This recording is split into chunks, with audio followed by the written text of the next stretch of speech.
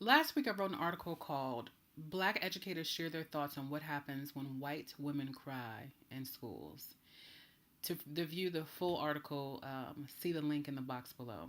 But I'm really appreciative for the number of folks that are reading it and commenting, and I wanted to share a comment that came from a white female educator.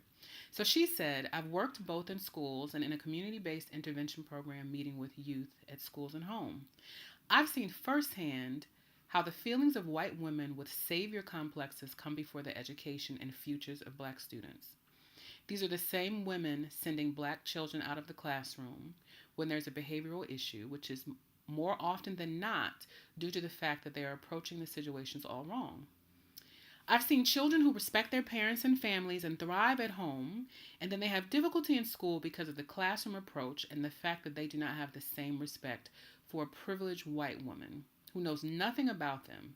And when she says something that they're offended by and they call her out, her feelings get hurt and she sends them out of the classroom. Ultimately, her feelings take precedence over the students' feelings, education, and future. Sending them out of the classroom then contributes to their suspension and expulsion rates and can end up reinforcing the school to prison pipeline. So I really appreciate that comment that came from Jenna Powers, who's an educator and a coach. And so I've been thinking a lot about identity. And so, in an attempt to contextualize white female identity, one author and researcher wrote that white women have a one up, one down identity, meaning white women can be both helpless without the helplessness being a reflection of all white people, and powerful by occupying a position of power as any white person.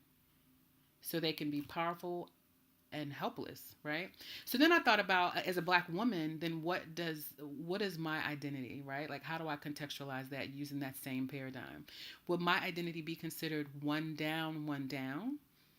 Because society views blackness and womanness, well, we're treated as oppressed groups, both of those identities. So would I be a one down, one down?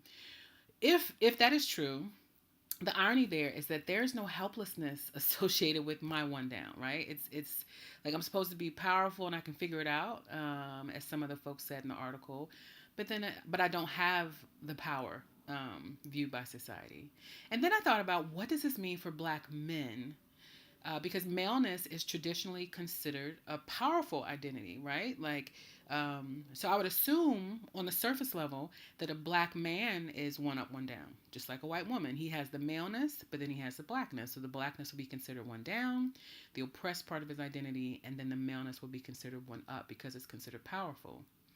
However, in America, I look at the images out there about black men. There are a number of them, that suggest that the black man is hypersexualized, that he is under intellectualized, and that he's typically dangerous, right? And so, if those sentiments are true, if we have the identity of the white woman as one up, one down, if the black woman is considered one down, and then the black man has the complexity of presumably being one up and one down, but in reality is one down, what does that mean for the education of black children whose teachers are predominantly white and female?